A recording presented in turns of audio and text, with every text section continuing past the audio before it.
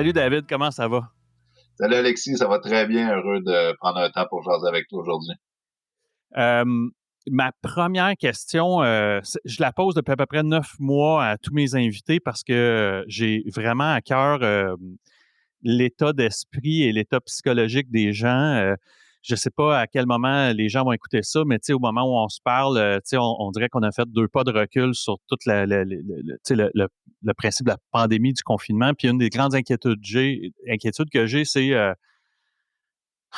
l'espèce de sort de l'état psychologique dans lequel les gens se retrouvent. Tu sais, on a entendu, à tort ou à raison, là, tu sais, une recrudescence là, de dépression, du suicide, tu sais, d'un paquet d'affaires de rechute, de toxicomanie, d'alcoolisme. Mais, fait que ma première question, en fait, c'est t'es où sur notre belle planète? Puis comment se porte la pandémie pour toi jusqu'à maintenant? C'est gentil déjà de prendre des nouvelles.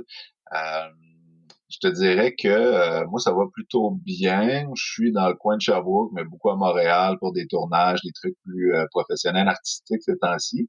Donc, sur la route, mais là, évidemment, il y a eu beaucoup de vagues dans tous les sens du terme, c'est-à-dire que j'ai eu des spectacles annulés, des tournages annulés, des trucs qui ont été reportés, qui ont été remis. Donc, il y a une espèce d'usure. Moi, je pense que c'est surtout ça qu'on ressent à la plupart du monde. C'est une espèce de fatigue parce que c'est la guerre des nerfs. Tu sais, c'est un peu le principe de la goutte. Puis il y en a qui font des espèces de parallèles, des fois un peu douteux, là, avec la Première Guerre mondiale ou des espèces de Oui, oui, oui. moins pire que ce qu'ont vécu nos grands-parents. Tout ça, bien, moi, ce que la vie m'a appris, c'est que quand je me compare, je me sépare. Tu sais. Donc, il y en a quand on se compare, on se console. Moi, quand je me compare aux autres, je me détache, puis là, je deviens unique, je tombe dans mon ego, puis c'est pas bon. Tu sais. Moi, ce que je sais, c'est que c'est dur. Tu sais, pour la plupart du monde, moi, j'ai eu des périodes dures à travers ça. L'année dernière, il y a une séparation aussi après quand même 10 ans de relation. Je te dirais qu'au niveau la santé psychologique, c'est pas si mal. Au niveau des envies de consommer, ça va aussi, ça gère bien, mais il y a une usure, il y a une fatigue qui est là. Tu sais, on a une espèce de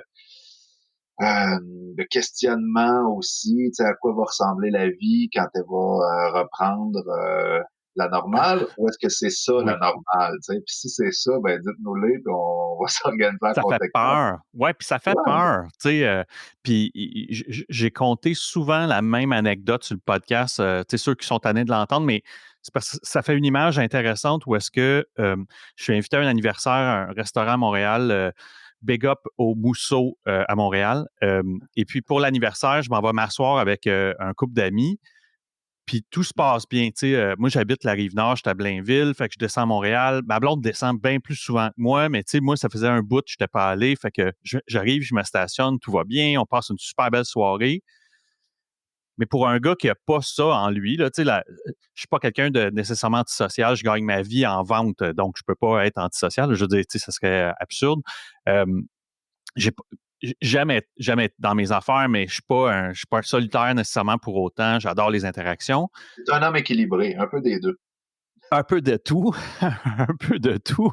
Mais ce que je décrivais à ma femme en m'assoyant dans la voiture, c'est l'espèce de l'ombre d'un soulagement de savoir que c'était presque inconscient, mais je l'ai mis le doigt dessus, où est-ce que je me suis assis dans l'auto, puis j'ai senti comme un relâchement en disant: «Ouh, je retourne à la maison», tu sais. Mais Hmm. j'ai jamais senti ça dans ma vie. Tu sais, j'ai jamais eu ça, tu sais. J'aime ça comme je dis, j'aime ça dans mes affaires, mais c'était pas, encore là, c'était pas de l'angoisse, c'était pas de l'agoraphobie, c'était rien de ça.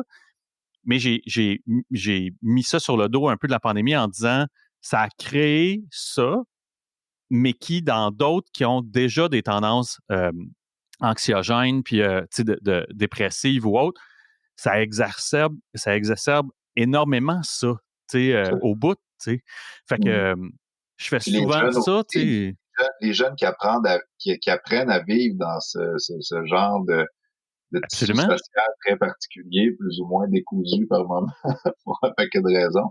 Ça aussi, ça va affecter. Tu sais, à long terme, on n'a aucune idée quel impact ça va avoir, mais déjà, ce que tu as vécu, je pense, c'est quelque part une espèce de conditionnement, tu sais, une espèce d'habitude justement à te retrouver plus dans la solitude, l'isolement, puis que là, finalement, ça devient ta nouvelle norme. C'est ça qui est correct. Tu sais, j'apprends à être bien tout seul chez nous, puis après encore 1 an ou 2 à ce rythme-là, peut-être que tu auras juste pas le goût d'y aller au resto, même si c'est bien bon, là, tu sais.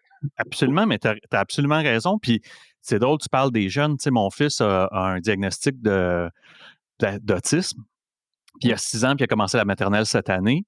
Mais tu sais, tu sais, j'ai appris que, en fait, avec mon garçon, là, parce que tu sais, c'est très atypique, là, tu sais, au niveau de qui sont-ils, puis comment on les gère ou comment on interagit avec eux. Mon gars, c'est beaucoup, je dis, l'algèbre des émotivités puis du côté social, tu sais. Fait que là, ces temps-ci, tu sais, il est très verbal, tu sais, c'est une mémère, puis tu sais, il jase beaucoup, mais là, je lui apprends dans, mettons, l'espèce de construction mathématique d'une interaction sociale. Il y a le bonjour, comment tu vas? Moi aussi, ça va bien. Bon, tu sais, et tout et tout.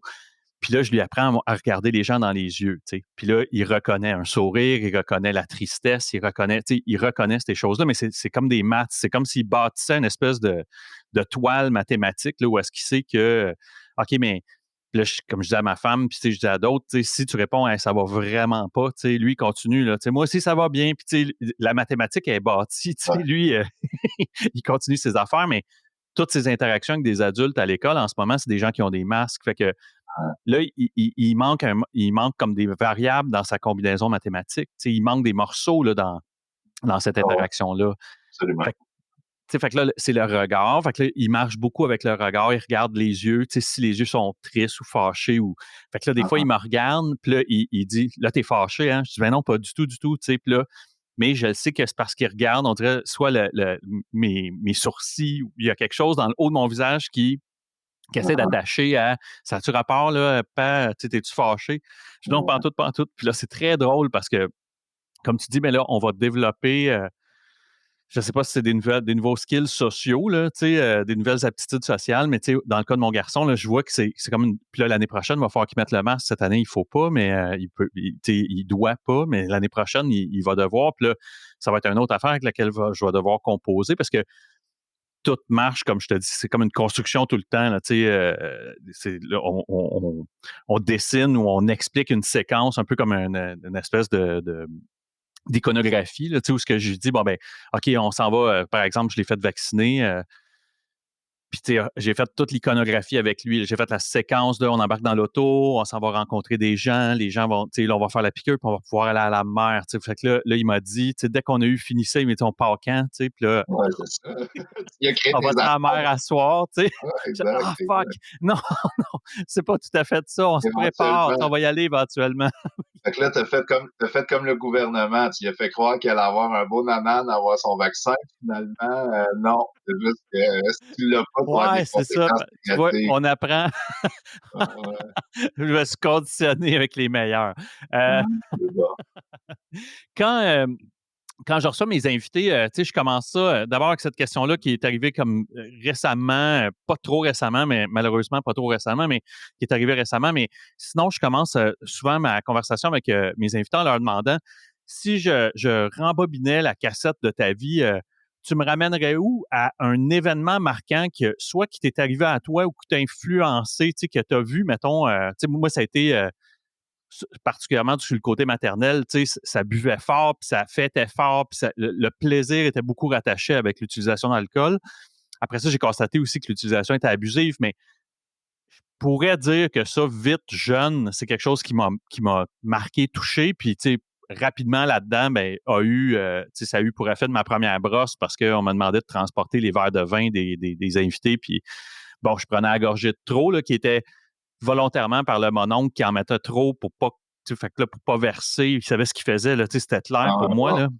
Fait que, fait que, tu sais, je prenais la petite gorgée, puis un là, petit ben, bon. forcément, après une dizaine de verres, tu sais, la petite gorgée avait fait la job. Ouais. On reviendrait où dans ta vie, David? Ben, par rapport à l'alcool en particulier, d'après moi, ça doit être lié à mon père. Je suis très proche de mon père, je l'aime beaucoup. C'est lui mon premier lecteur pour mes romans, pour ce que je publie, puis tout ça. C'est quelqu'un de qui je suis très proche. Mais c'est aussi quelqu'un qui boit, mais qui arrive, comment je dirais, qui ne s'est jamais rendu au point d'en souffrir et de devoir arrêter. Il y en a, là, c'est toute la question du contrôle, ou est-ce que on est Oui, alcoolique ou pas et tout ça, mais bon. Dans ma famille, on est quelques-uns qui se nomment alcooliques, se reconnaissent alcooliques. J'ai d'autres membres de ma famille qui sont en rétablissement, qui sont sobres et tout. Donc, euh, on a ça, puis on a ça dans la famille. Et il y a justement ce lien-là, je dirais, avec mon père, parce que enfant, déjà, mon père fumait aussi la cigarette. Moi, j'ai arrêté de boire, j'ai arrêté de fumer, j'ai arrêté de consommer il y a 13 ans déjà, mais euh, je consommais, je buvais, je fumais et tout. Puis pour moi, c'est associé même au niveau affectif, parce que mon père sentait la cigarette et l'alcool. Puis j'ai ce souvenir-là quand il venait me coucher, qu'il venait me border. Je vois les poils de mon chat qui flottent. Mais comme les effluves, justement, d'alcool et de cigarettes qui flottaient autour de moi quand j'étais enfant. Donc, probablement qu'il y a quelque chose associé à l'affection. Tu sais, ce moment-là privilégié où mon père venait me border, ben, écoute, ça sentait la bière, puis ça sentait la clope, puis il y avait comme probablement déjà un lien affectif qui se faisait. Mais moi, je considère de toute façon, tu sais, puis il y a plein de visions qu'on peut avoir de la maladie, mais moi, je considère que j'étais alcoolique et dépendant avant même ma première consommation. Tu sais, je suis capable de nommer bien des comportements d'obsession puis de compulsion que j'avais, tu sais, que ce soit avec les collants de Ninja Turtles, j'en avais jamais assez, que ce soit avec les jouets, que ce soit le côté malhonnête de voler ou de mentir pour obtenir plus de ce que je veux, pour m'enivrer avec n'importe tu as quoi. nommé, t'as nommé, David, les collants. As-tu un ou deux exemples? Parce que tu sais, je pense que c'est important pour les gens qui écoutent ça. Tu sais, moi, j'ai souvent parlé de mon expérience de siphon Tikidou. Tu sais, mon père, à 5 6 ans, il veut me montrer la loi de la physique, puis au printemps, il me fait faire un siphon Tikidou. Puis en manquant mon coup, j'ai pogné un buzz. Puis tu sais, je continue de dire que 95 des enfants auraient arrêté puis auraient été terrifiés. Tu sais, moi, j'ai recommencé pour recréer le buzz. Tu sais, fait Hein? qu'à trop tôt dans ma vie, tu sais, j'ai pogné un buzz sur l'essence. Euh, mais tu sais, moi, ça répond exactement à la question. Tu sais, en anglais, ils disent nature or nurture. Tu sais, est-ce qu'on t'a montré à devenir dépendant ou tu es né avec cette espèce de gène-là? As-tu des exemples justement qui sont hors de la consommation de drogue ou d'alcool qui te popent en tête que tu dis ça, là, c'était clairement un agissement d'un obsessif compulsif ou d'autres diraient un dépendant? Ouais, ouais, ben ouais, d'un comportement de dépendant carrément. Ben justement, par rapport au colère, à un moment donné, je vais avoir, je sais pas, 7 8 ans. Puis mon père m'avait mis en punition. J'avais quand même des comportements qui méritaient quelques punitions à l'occasion. Puis là, tu vois à quel point j'étais pas en train de tirer une leçon je sais plus pourquoi j'étais en punition, mais j'en tirais pas de leçon parce que mon père me dit bon, je sors faire une commission, je reviens dans 10 minutes, tu sors pas de ta chambre. Dès qu'il sort de la maison, moi, la première affaire que je fais, c'est que je sors de ma chambre, je cours dans la sienne pour aller lui voler de l'argent. Et je le donne, j'appelle mon petit voisin pour qu'il vienne chercher l'argent, puis qu'il parte au dépanneur acheter des collants en disant je vais te donner ta cote, puis tu vas avoir des collants à toi. Puis là, il revient en courant avec les collants, puis là, moi, je suis dans le sous-sol, puis je déchire ça, puis j'ai cote, puis tu sais, fait qu'il y a vraiment, tu sais, tout le côté, ben, de un, tu sais, le côté malhonnête, du vol, de pas respecter la conséquence, le côté manipulateur sur le petit voisin, le côté de n'avoir jamais assez, tu sais. J'aurais pu dire, va chercher un paquet de collants, amène-moi-en un, mais non, tu sais, j'ai volé plein d'argent en sachant très bien que je risquais de me faire pogner parce que à ce moment-là, je voulais en avoir beaucoup, tu sais. Et c'est ça, puis ça m'est arrivé dans ma vie à plein de niveaux, tu sais. Puis d'ailleurs, c'est le grand danger, je pense, pour les dépendants, c'est de faire des transferts aussi. C'est qu'on arrête un moment donné de consommer, puis là, il y a une période où t'es quasiment buzzé à l'abstinence, t'es buzzé à la sobriété. C'est comme, wow, OK, la vie reprend, tout regoute quelque chose. Puis là, à un moment donné, bah, l'ennui arrive. Tu sais, le danger, en tout cas pour moi, comme dépendant, c'est l'ennui, la fatigue, la mauvaise estime de moi. Tu sais, puis là, après, ça peut se garocher dans n'importe quoi. Ça peut être la bouffe, le sexe, la porn, le sport. Ça peut être, tu sais, Absolument. il y a plein de façons de compulser. Probablement que ce sera jamais aussi dangereux que boire puis consommer puis de mettre ma vie en danger ou de prendre le volant ou peu importe, de mettre des gens en danger. Mais il y a quand même cette réalité-là qui me pend au-dessus de la tête et qui fait que je serai toujours indépendant. À 13 ans après, moi, je suis encore capable de voir que j'ai des obsessions parfois puis des envies de compulsion. Si tu as absolument raison. Tu sais, sans même, tu sais, effectivement, sans la consommation, je pense que le temps, la beauté du temps d'abstinence te permet de voir plus rapidement ces moments-là enivrants où est-ce que tu repars dans la spirale, tu sais. Puis je t'écoutais, puis je pensais à, je, je me disais, tu sais, est-ce qu'on pourrait faire l'équation que pour quelqu'un, si quelqu'un se posait la question, est-ce qu'il est alcoolique ou toxicomane, demande-toi si le moment d'aller en chercher était plus excitant que la consommer. Puis, tu sais, puis je ne sais pas, là, tu sais, c'est parce que Ouais, ouais. l'hypothèse me venait quand tu parlais des collants, parce que je me disais, le thrill était dans, ça va-tu rentrer dans le temps? Tu sais, mon père va revenir, tu sais, puis là, mon chum, il s'en va chercher les collants, puis qu'est-ce que c'est un beau high, ça, tu sais. C'est pas, c'est pas, Ouais. je le dis Ben, même pas de façon, mais le high était là, tu sais, puis le high, moi, était quand j'étais sur la route, que mon dealer avait dit, je t'attends, j'avais l'argent qu'il fallait pour payer mon dealer, puis que j'étais en chemin.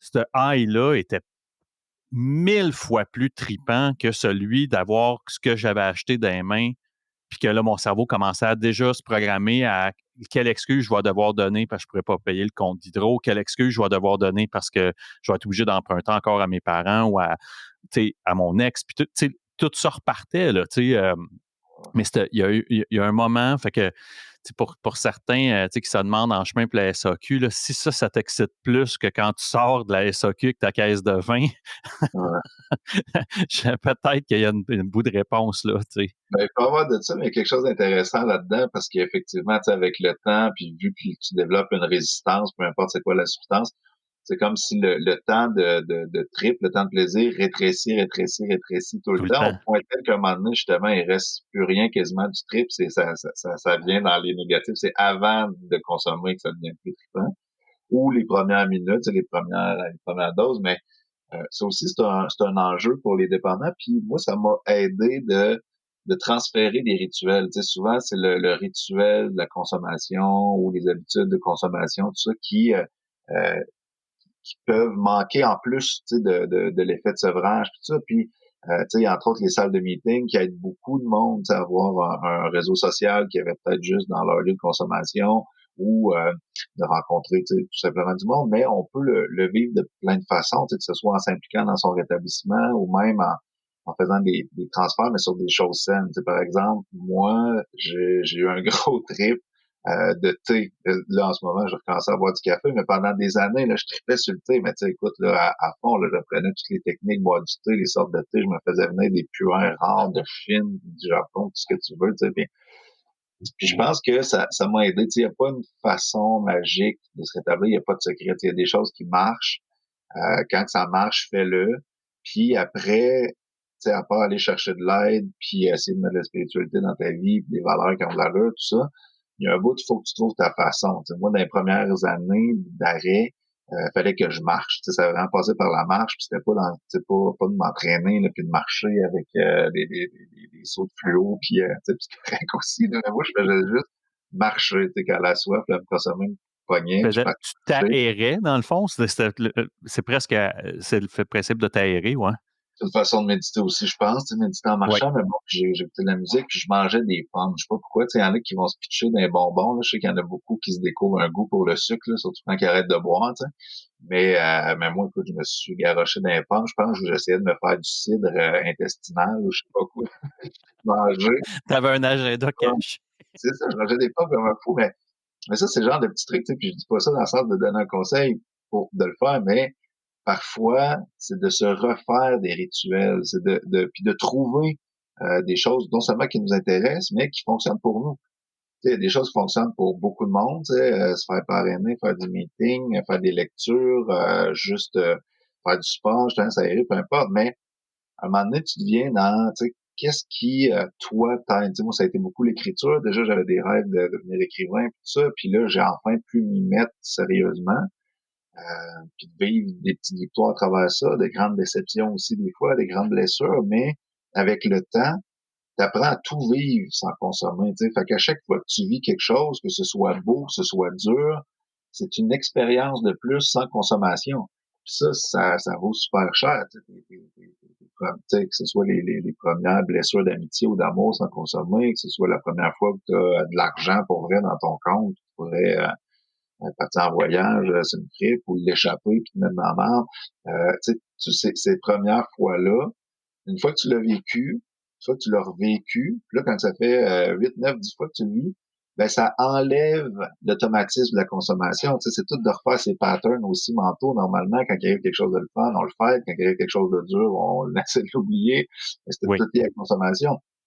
Mais là, quand tu arrives à vivre tes premiers deuils, tes premières joies, tes premiers amours, tes premiers tout sans consommer, ben là, à un moment donné, ça vient enlever tes réserves. Là. Tu te rends compte qu'il y en aura pas de bonne raison là, de consommer. Là. Il y a rien que je vis qui aurait été mieux vécu ça brosse ou je les raide ou en train de stresser parce que j'ai des dettes ou fatigué parce que j'ai pas dormi de la nuit ou parce que j'ai dit des niaiseries. Donc, pour moi, c'est un espèce de mélange entre faire confiance au temps qui va qui va t'apprendre à vivre avec le temps Absolument.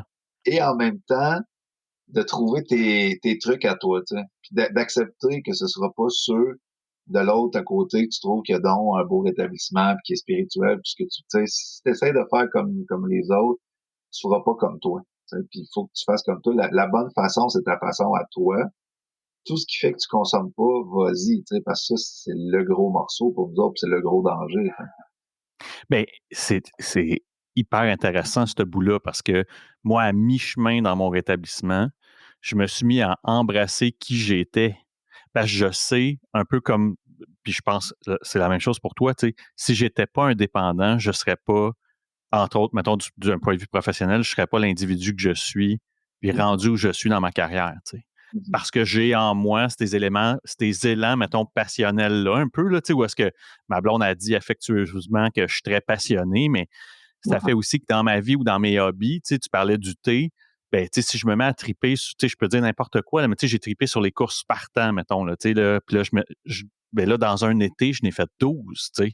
Ouais, Euh, fait que tout le monde savait que si on voulait parler, mettons, de course à obstacles dans la boîte, là, mais tu sais, on va appeler Alex parce que. Puis j'ai encore à ce jour, j'ai des gens qui m'appellent qui me disent Hey, salut Alex, t'as-tu tripé sur, je sais pas moi, les cafetières à espresso, tu sais? bon, Oui, tu sais, ils savent que tu vas avoir une expertise ils savent que, tu sais, les recherches que je vais avoir faites, si je réponds oui, les recherches que je vais avoir faites sur le sujet donné là, vont être folles. Tu sais, ils vont dire OK, c'est beau, Alex, time out. Je vais m'arrêter à tes premières 2-3 heures. Tu sais, je vais prendre la conclusion que tu as tirée après 2-3 heures, pas 2-3 mois. Tu sais. Euh, euh, Fait que c'est comme ça dans. J'avais un patron qui était anglophone à l'époque qui m'avait dit Alex, tu sais, tone it down de 2 notches sur la passion, s'il te plaît, tu sais, parce que là, tu sais, c'est contagieux, oui, là, mais tu sais, on dirait que tu vas saigner du nez, là, tu sais, tu veux juste baisser de 2 crans. exact, Euh, exact. C'est l'intensité, puis c'est bon comme image, tu sais, de baisser de 2 crans parce que c'est ça, mais c'est ça à plein de niveaux. D'ailleurs, le mot passion vient du mot souffrance. Là. Être passionné, c'est pas nécessairement positif. Là. C'est la passion du mhm. Christ. C'est pas parce qu'il tripait à se promener avec une croix, là, tu sais, Ouais, c'est ça. quelque chose. Donc, le côté douloureux de ça, tu sais, des fois, c'est bénéfique parce qu'on va au bout de nos projets. Tu sais, moi, j'ai fait une trilogie, 3 romans en 3 ans. C'est sûr que si j'étais pas une espèce de gars trop intense, avec 2 enfants à travers, je l'aurais pas fait. Fait que, wow, OK, c'est fait, je suis content, j'ai vu que j'étais capable de le faire. Mais, faut que je me dise que c'est pas simple, puis il faut pas que je me dise, je pourrais le refaire, tu sais, à un moment donné, on a justement une espèce de problème de dimmer, tu sais, un problème d'intensité, puis ça Absolument. va être comme ça dans les relations, ça va être comme ça à plein de niveaux, tu sais, puis des fois, c'est juste justement de rechercher l'espèce d'équilibre, parce que quand on est intense, ça peut jouer contre nous. Tu sais, on va s'engager dans une relation, dans un sport, peu importe, comme à fond. Puis là, quand ça fera plus notre affaire, ben là, on va se virer de bord, puis OK, il y en a plus, on le sort de notre vie. Alors que c'est peut-être mieux de viser plus le long terme en étant moins à brûler notre énergie par les deux bouts de la Ah ben, chandelle. à 46 ans, avec la même femme depuis 13 ans, il y a aussi la vie aussi qui finit par, tu sais, à 46 ans, là, l'entraînement, mettons, là, les courses partant, c'est ben, je me barre le dos. Tu sais, ou c'est comme une maladie de vieux monsieur. Tu sais, si je m'entraîne trop, ben là, tu sais, comme là, ça fait quasiment un mois que je me suis pas entraîné parce que j'étais T'es reparti blessé. là, tu sais, en folie, ben oui. Puis tu sais, en confinement, alors que j'avais un garçon de 5 ans à la maison, qu'on avait fait un peu le choix de, ma femme et moi avons été désignés comme travail essentiel. Moi, je travaillais pour une compagnie qui avait au-dessus de 150 000, 160 000 employés, une compagnie américaine. Je savais que le risque était moins élevé pour moi d'être incapable de donner autant de temps que ma femme qui, elle, travaillait pour une PME au Québec. Fait que j'ai dit, ben écoute, toi, donne tout ton temps, je vais m'occuper du petit. Mais cet été-là, j'ai couru 871 kilomètres avec la poussette parce que je sortais de la maison dans les appels conférences. Puis, tu sais, ma blonde m'appelait après 2 heures, puis elle dit, t'es où? Ben, j'étais en train de courir un demi-marathon avec la poussette, puis je te rappelle, tu sais, c'était ça, là, tu sais, c'était un été de fou. Est-ce que mais ça arrête, tu sais, des fois, ça arrête quand tu te fais mal, des fois, ça arrête quand. Puis je dis pas que c'est pas systématiquement ça qui arrive, mais plus le temps avance, plus soit que tu as un entourage qui va dire OK, OK, c'est beau, là, tu sais, on a, je prends l'exemple de machine à café, tu sais, on en a deux, ça va être correct, deux, ça va bien, là, tu sais, on gère avec deux, tu sais. Puis tu peux ne pas re-upgrader encore, là, tu sais, ça va aller. Euh, mais comme je disais tantôt, on se voit de plus en plus aller. Des fois, je suis capable de le voir là, que la swing est partie, puis que là, il faut que je me freine, puis je dis OK, c'est le fun. Puis moi, des moments comme là, on est dans les festivités des fêtes, là, où est-ce que faire plaisir à l'autre, moi, est quelque chose qui me fait plus plaisir même que de me faire plaisir à moi. Mais là, il faut que je me watch. Je travaille en vente. Fait que là, c'est les bonus de fin d'année qui arrivent. Il y a comme un paquet d'affaires qui arrivent en même temps. Puis, donner puis rendre l'autre heureux, moi, c'est quelque chose qui me fait extrêmement de bien. Fait que là, c'est une swing qu'il faut que je surveille, là, parce que et ma blonde et tout le monde vont faire comme OK, mais là, t'as-tu perdu la tête?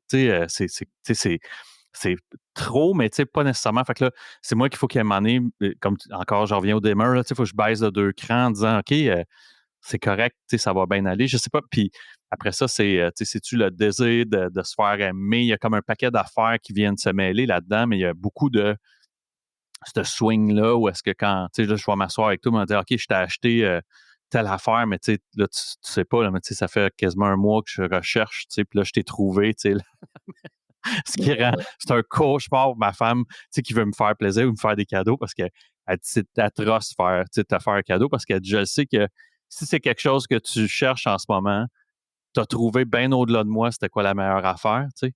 Ouais. Si c'est quelque chose que tu cherches pas, c'est parce que t'en veux pas. Fait qu'elle dit là, je suis ben, ben, faut que je trouve de quoi que je sais que tu veux, mais que t'as pas encore pensé. Fait qu'elle dit c'est un cauchemar. Quelque chose que tu vas Euh, vouloir, que tu sais pas que tu veux, que exactement. tu vas vouloir.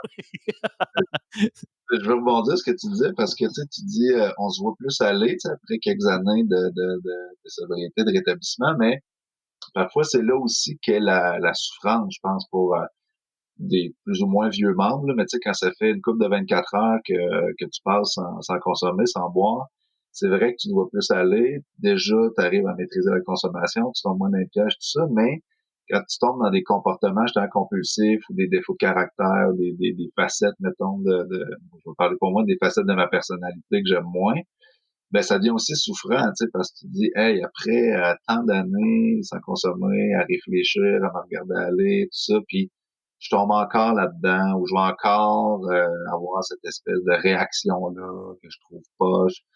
Puis, puis en même temps, ça aide à changer, parce que l'humain étant ce qu'il est, on change pas quand on souffre pas. Là. La plupart du temps, quand on amène un vrai changement dans notre vie, c'est parce que ça fait mal, tu sais. Mhm. Mais euh, mais parfois, tu sais, cette espèce de gain-là, ce que je veux dire, c'est que cette espèce de gain-là qu'amène le temps et le recul sur sa propre vie et sa période de consommation, tout ça, ça peut aussi devenir une sorte de souffrance. Parce que, tu sais, moi, quand j'ai arrêté de consommer, tu sais, je me dis, tu sais, je me disais, hey, si j'arrive à toffer des années, je vais devenir vraiment quelqu'un de profondément spirituel, équilibré, dans la sérénité, je vais méditer, tu sais. Pour moi, c'est encore difficile de m'arrêter 10 minutes pour méditer. La sérénité, j'y touche une fois de temps en temps, mais c'est pas mon inclination naturelle. Tu sais, puis je sais que je viens de loin, il faut que je m'accueille comme je suis. Mais il y a quand même ça, il y a quand même une partie de moi qui est dans une espèce d'amertume ou de non-acceptabilité de mon cheminement, tu sais. Faut me Ah dire, oui, hey, il y a de ça, David. Tu sais, c'est ah ouais, drôle.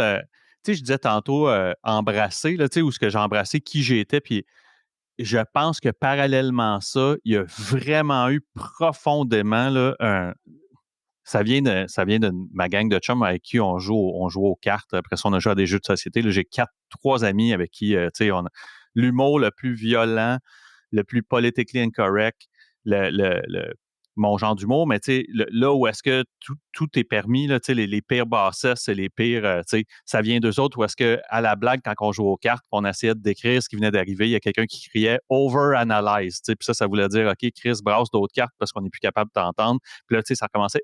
Il y a eu un moment, j'ai pris ça, là, cette espèce d'idée-là de, OK, arrête, ah, ou ah, est-ce qu'en même temps où j'embrassais qui j'étais puis la personnalité, j'ai décidé de, euh, je vais le dire comme ça vient, là, me crisser patience, tu sais. Vraiment, tu sais. Puis il y a eu un moment où est-ce que, puis encore aujourd'hui, là, il y a des moments où est-ce que j'en- j'entends des gens, tu sais, s'embobiner là-dedans, là, tu sais. Ah oui, mais ça, c'est, tu sais. Puis là, je suis comme, OK, puis on a deux choix, tu sais. On en prend note, puis on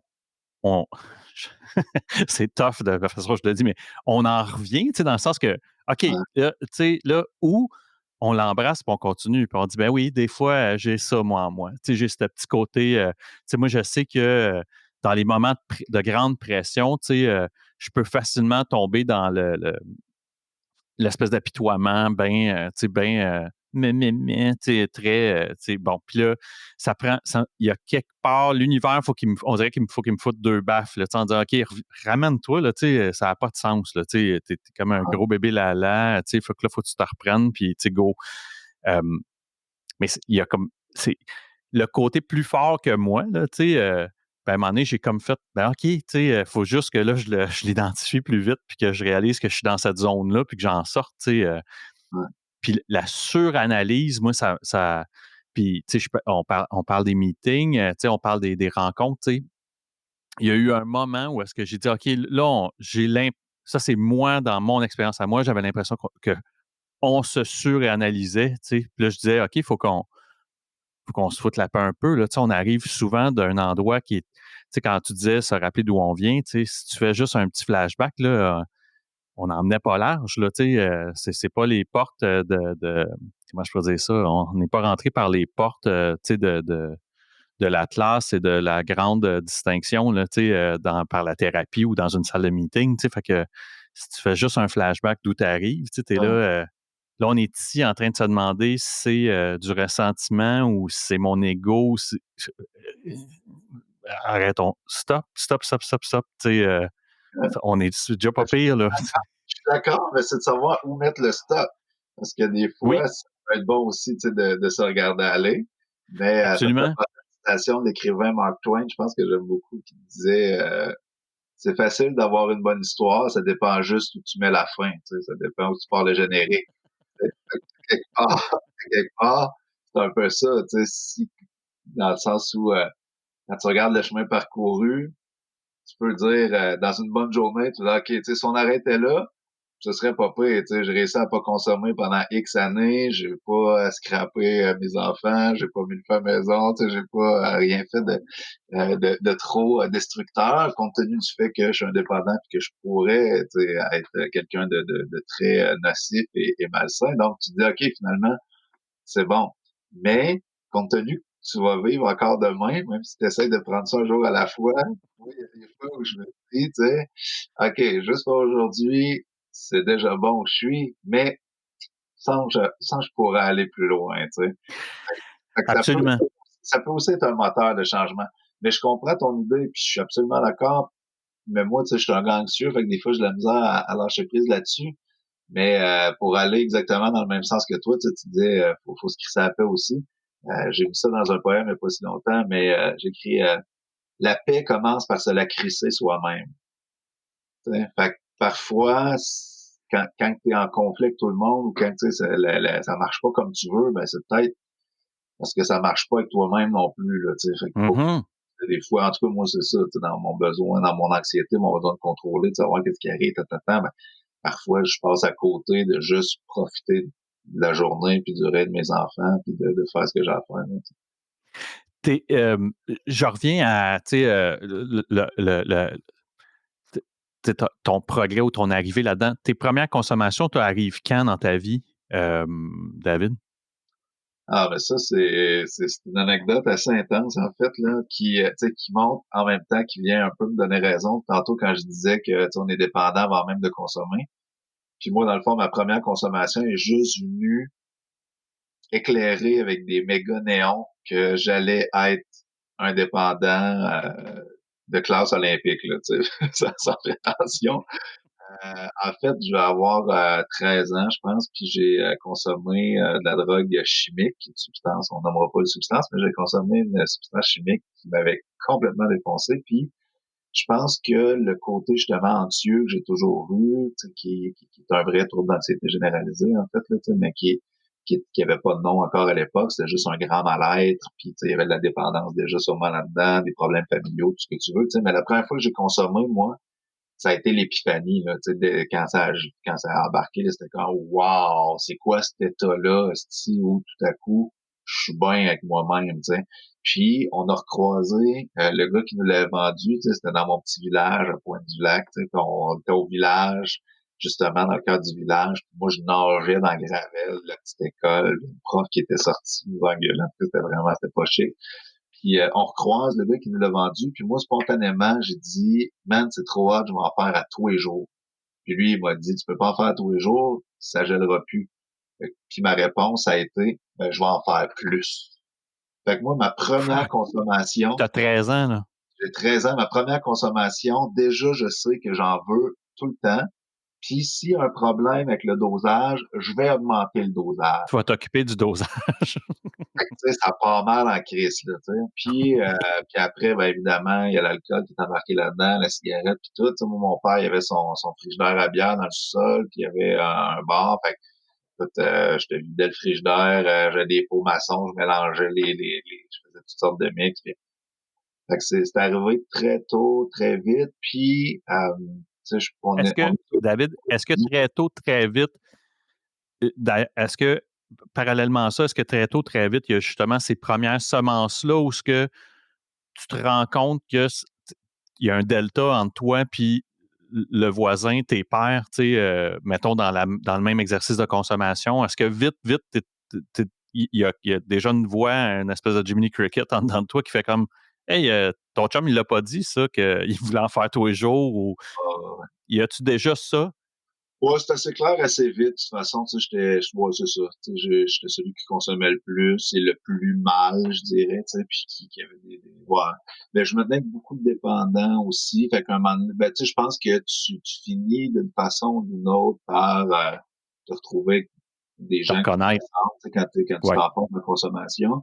Puis il faut aussi dire que le point commun de toutes les dépendances, tu sais, que ce soit dépendance aux jeux, drogue, alcool, peu importe, c'est de t'isoler socialement. Tu sais, éventuellement, tu t'isoles. Tu sais, puis même quand tu es en public, tu sais, tu peux être en couple et très seul. Là, tu sais, tu peux être dans un absolument. party et très, très, très seul. Tu sais, puis te faire isoler aussi après 4-5 consommations de trop. Tu sais. Oui. Ben, je me retrouvais souvent à être soit isolé, soit avoir ce sentiment d'être isolé qui était pénible. Tu sais, puis euh, donc oui, j'ai ça assez vite. Puis en même temps, euh,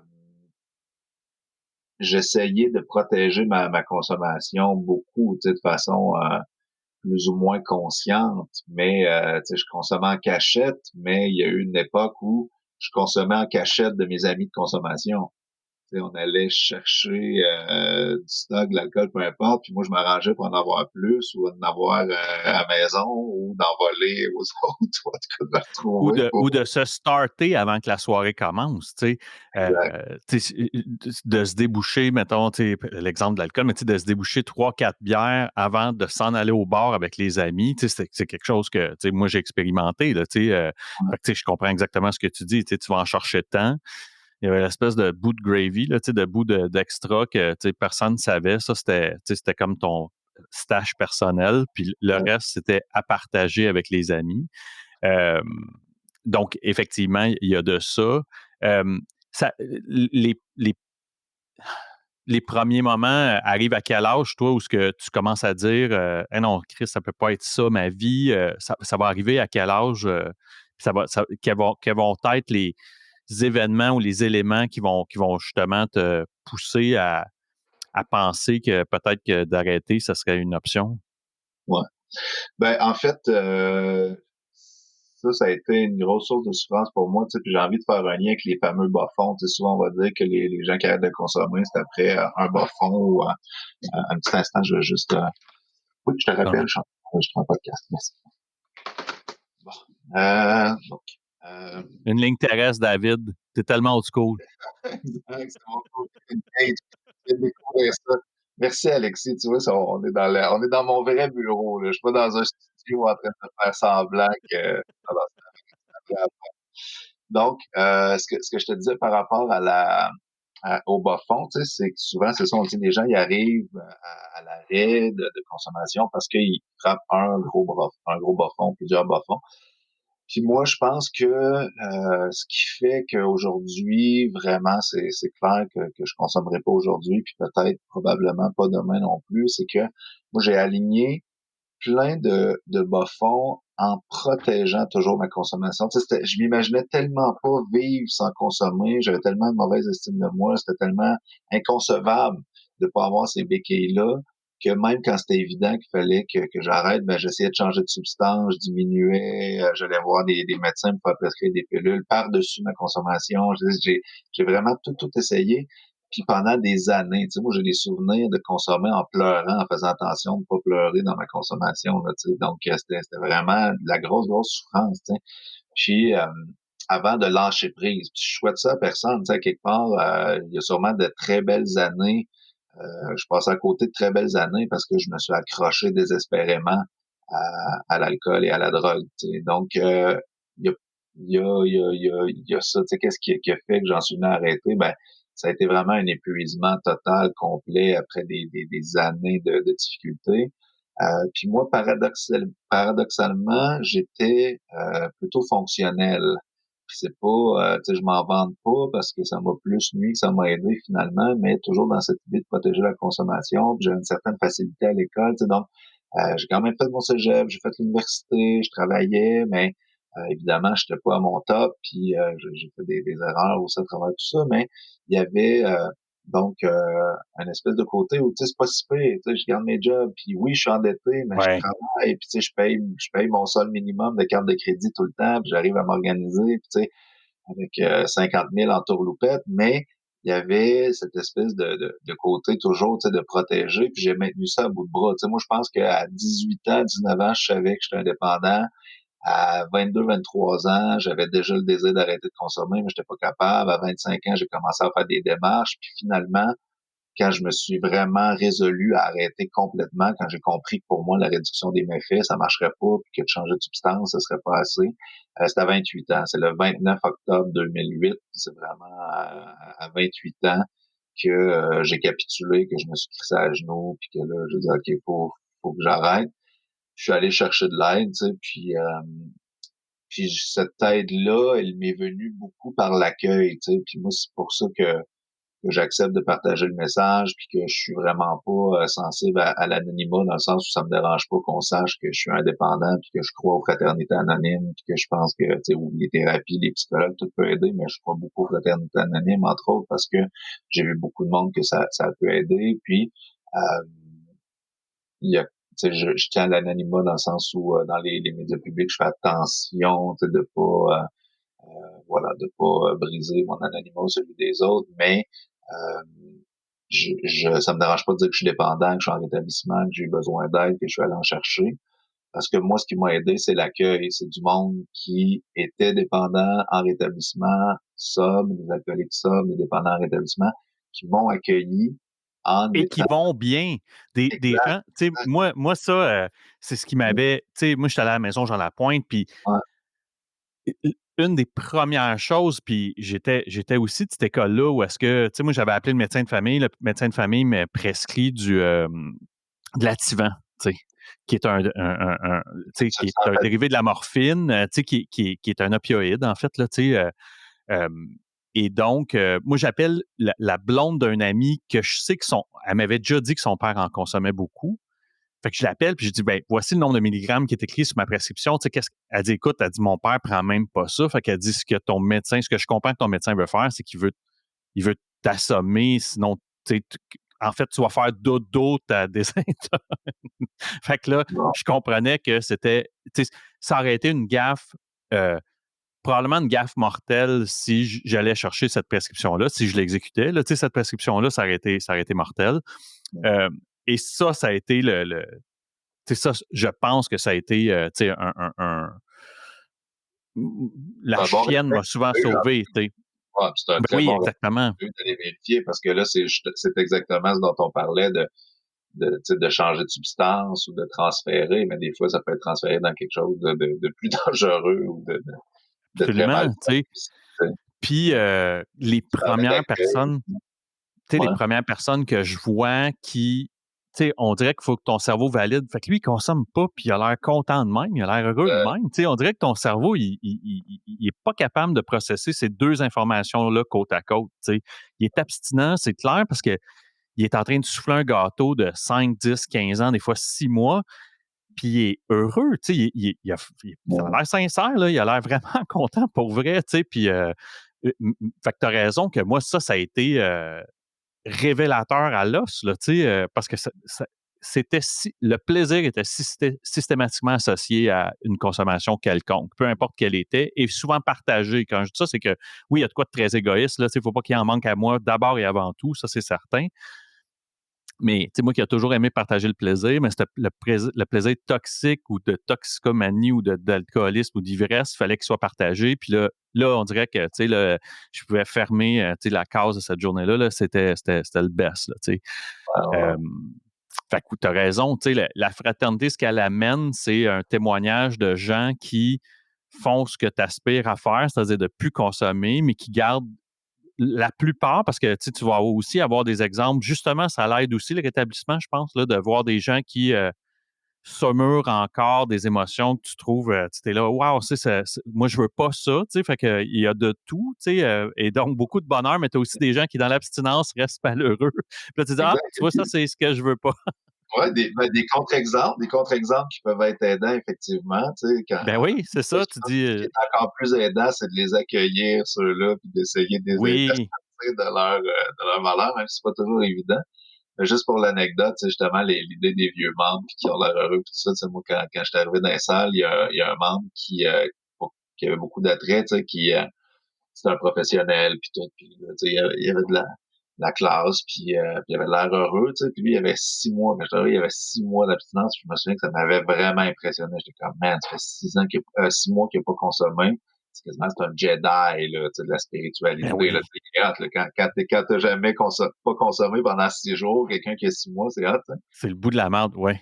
Puis finalement, on a réussi, un et l'autre, un jour à la fois, à pas rechuter. Fait que lui a 13 ans et 6 mois, tu sais, par rapport à moi. Mais pour moi, c'est Wow. encore un vieux membre plein de Ben sagesse, tu sais, oui. parce que son 6 mois.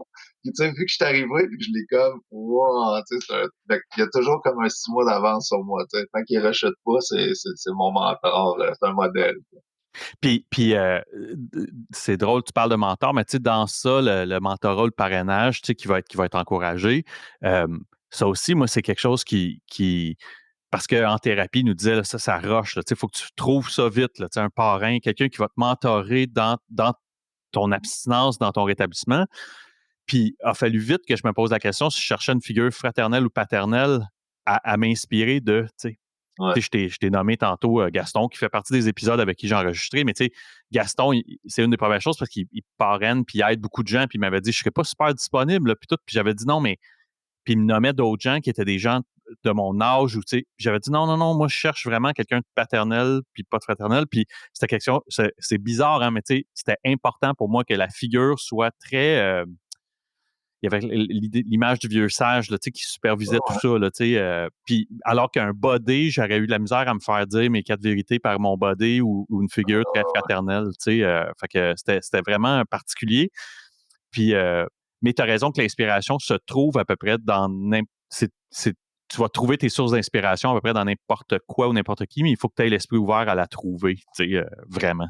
À un point tel que, tu sais, moi, la fameuse phrase, les principes au-dessus des personnalités, tu sais, quand on parle d'anonymat, ben moi, je l'interprète beaucoup comme quoi les principes, les valeurs spirituelles vont s'exprimer aussi au-delà des personnalités. Moi, ça m'est arrivé d'avoir de méchantes belles leçons de rétablissement par la bouche de monde qui me tape ses nerfs, tu sais, puis qui sont Absolument. vraiment pas pour moi des exemples de rétablissement, ou des nouveaux que je pourrais prendre de haut, tu sais, en me disant, regarde, prends le temps d'arriver puis de descendre de ton nuage.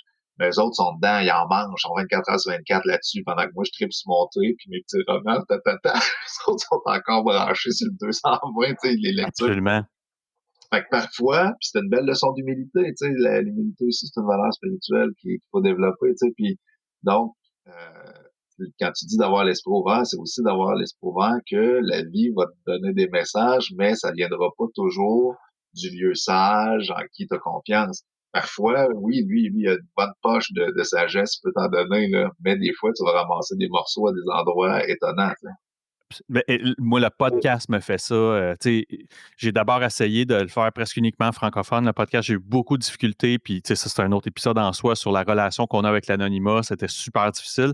Fait que j'ai ouvert la porte du côté anglophone, ce qui fait que beaucoup d'Américains, pour publiciser un livre, pour publiciter aussi quelque chose qui n'existe pas ici dans la francophonie, mais le sober coaching, là, qui est du coaching ou du mentorat privé commercial, c'est quelque chose qu'on connaît peu ici, particulièrement dans la francophonie, mais dans le Canada anglais, aux États-Unis, c'est très, très populaire. Fait que dans le contexte de livres, comme je disais, écrits, de sites web ou de coaching, euh, les gens viennent, puis il y a des fois où je viens pour descendre dans mon bureau pour enregistrer, puis je dis à ma femme, oh boy, juste dans l'interaction que j'avais eue avec la personne, je suis comme, ugh, je pense que, puis la vie, on dirait qu'elle charge de m'envoyer encore une paire de baffes en me disant, check ça, buddy, tu partais avec ton idée préconçue que ça serait difficile, puis don't get me wrong, là, j'ai eu un épisode d'1 heure sur quelqu'un qui faisait du feng shui thérapeutique dans la sobriété, puis c'était tough, là, c'est moi qu'il faut qu'il soit très, il faut que je fasse attention, Ouais, parce qu'il y en a aussi qui essaient de venir au podcast et qui me disent, ben moi, c'est une intervention divine, qui fait que je suis sobre, puis je suis comme, OK, oh, là, faut que je trace une ligne. Euh, ouais, mais des fois, je me fais prendre, puis d'autres fois, justement, je me fais prendre dans l'autre sens, parce que j'avais une idée préconçue, puis je suis arrivé là, puis j'ai fait comme, ah, c'est moi qui.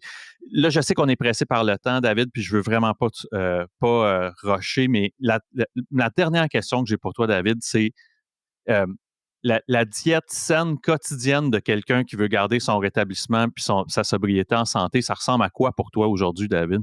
mmh. Ben, j'ai envie de répondre en partant encore une fois avec une citation. Moi, j'aime beaucoup justement les sagesses de ceux qui sont passés avant nous. Il y a Lao Tzu qui disait la liberté est dans la discipline, ou la discipline, c'est la liberté, prends-le dans le sens que tu veux. Mais pour moi, ça a été une très, très grande découverte de voir que quand je fais ce que j'ai à faire, quand je me contrains, quand je me force à faire ce que j'ai à faire, je gagne en liberté. Alors que pour moi, la liberté avant, c'était de faire ce que je voulais quand je voulais. Puis si j'ai pas envie de faire ma vaisselle, je la fais pas. Puis j'ai pas envie de payer le loyer, je le paye pas. Puis j'ai pas envie de tuer, puis j'ai pas envie d'être fidèle, puis j'ai pas envie, tu sais, c'est ça la liberté. Alors que c'est tout à fait le contraire. Parce que là, quand tu fais ça, tu fais juste te mettre de nouveaux barreaux à ta cage. Tu vas juste ajouter des barreaux à ta cage. Tandis que quand tu prends le temps justement d'avoir une espèce de mode de vie, une hygiène de vie, un mode de vie sain, ben tout est plus facile. Tu sais. Donc, moi déjà, c'est beaucoup essayer de me coucher à des heures qui ont de l'allure. Travailler le matin, moi je suis productif le matin. On a chacun notre rythme circadien. Oui. Donc, moi, je travaille beaucoup le matin, surtout pour la question créative. Là, l'après-midi puis le soir, je fais de la poutine de courriel, puis il y a des trucs administratifs. Mais, euh, mais sinon, je m'entraîne un peu, mais pas comme un défoncé, puis pas en me piquant en testostérone ou dans le but de devenir une brute, mais vraiment juste dans le but d'être en forme, tu sais. Puis aussi, tu sais, j'aurais une tendance, moi, à être un peu workaholic, donc c'est de me mettre à l'agenda des moments de détente, des moments avec mes enfants, des moments massothérapie, des moments de marche dans le bois. Tu sais, des fois, il faut carrément que je l'inscrive parce que mon agenda il peut se remplir vite, vite. Puis tout a l'air intéressant, tu sais. Puis des fois, on a envie de dire oui à tout, mais il y a une expression que j'ai entendue dans les salles que j'aime bien qui dit à un moment donné, tu as la bouche pleine, puis ça goûte à rien. T'sais, parce que c'est super dans une journée de faire 3 entrevues, puis un peu de parrainage, puis avoir un spectacle le soir, mais dans les faits, je me lève le matin, puis je cours, puis il faut que je me rende à l'autre rendez-vous, j'ai pas le temps de prendre un café ou de réfléchir ou de faire mes lectures. Donc, tu sais, c'est en fait rechercher l'équilibre qui sera jamais parfait, mais faire ce que tu as à faire. Moi, c'est ça. Quand je fais ce que j'ai à faire dans une journée, c'est une bonne journée, c'est somme toute. Puis donc, c'est la discipline et la liberté à travers ça. Ouais. C'est de chercher la discipline, c'est de chercher l'équilibre de façon disciplinée, tu sais. Exact, exact, exact. Puis de voir que quand tu fais quelque chose un peu à chaque jour, ça s'accumule puis Ça ça se passe. s'accumule. Comme Oui. moi, les gens, tu sais, dans mon spectacle, puis des fois, je fais des spectacles corporaux, des trucs autour de la poésie, de la littérature, puis le monde sont bien impressionnés parce que je connais à peu près 80 à 100 poèmes par cœur, tu sais. Beaucoup des miens, mais beaucoup aussi de Félix Leclerc, Marie Huguet, Hélène Dorion, peu importe, tu sais. Puis le monde se dit, hey, t'as vraiment une mémoire de fou, tu sais. Mais non, j'ai pas une si bonne mémoire que ça, mais je pratique 10 textes par jour. Ça me prend même pas une demi-heure. Souvent, je suis sur la route, je pratique 10 textes par jour. Quand il y a une journée que je peux pas, ben, le lendemain, j'en fais 20. Quand j'ai des longues distances à faire, des fois, j'en fais 50 d'avance, puis je coche sur un calendrier. Là, ça fait, écoute, des années que je fais ça 10 fois par jour. Ça veut dire 3650 fois par année. Fais n'importe quoi 3650 fois par année, ça va Forcément. bien aller. Tu sais, puis là, il faudrait que je mette cette discipline-là dans mes lectures, bon, juste pour aujourd'hui, mes lectures de rétablissement, parce que je manque de discipline là-dessus, mais en même temps, j'ai eu assez de discipline pour tout le lire, le livre, puis faire tout le guide de travail des étapes, puis revenir, puis tu sais, c'est comme se laver, là. Faut que tu le refasses, tu le refasses, tu le refasses, mais à un moment donné, ça finit par rentrer comme les poèmes. Tu les connais par cœur à force de les lire puis de les pratiquer. Ton rétablissement, il se fait tout seul à force de penser puis de faire ce que tu as à faire. Tu sais. Absolument. David, merci énormément pour ton temps. Tu sais, je t'ai squeezé. Ça faisait un bon moment que je courais après toi. Ben Puis, oui. et Un grand plaisir, Alex. grand fan, tu sais, de tout ce que tu fais. Je trouve que tu es probablement un de ceux qui a le mieux vulgarisé en mots disponible au grand public ce qu'est qu'être un dépendant ou un toxicomane ou un alcoolique. Euh, pour moi, ça reste et ça restera longtemps, tu sais, quelque chose que je partageais aux gens qui n'ont aucune idée de quoi je parle, puis on en croise beaucoup, tu sais, mais les mots que tu as utilisés à cette émission de Bonsoir, télé-là, ça bonsoir. va. Oui, absolument. Ce poème-là, ce texte-là c'est ça, je le partage systématiquement. Tu sais, quelqu'un qui n'a aucune idée, je dis, ben écoute ça. C'est un bon départ. Oui, en anglais, ils disent enough said, là, tu droppes le micro puis tu continues. Fait que, et merci de t'être, d'avoir participé, d'avoir joué au jeu. C'était vraiment une belle heure. Vraiment eu du fun. Puis je te souhaite tout le succès. Écoute, c'est tout le succès. Tu sais, on te voit de plus en plus, mais c'est un succès mérité. Tu sais, ta plume m'appelle beaucoup. En tout cas, ça m'interpelle beaucoup. Fait que je trouve ça vraiment trippant ce que tu fais. Fait que Ben, merci, félicitations pour Alexis. tout ça. Bravo, c'est important ce que tu fais, puis c'est bien de donner la voix aux dépendants, à qui se rétablissent, puis aux alcooliques sobres et à nos frères et sœurs. Faut qu'on sorte de l'ombre pour montrer qu'on est brillants, nous autres aussi. Merci. Au Salut. revoir.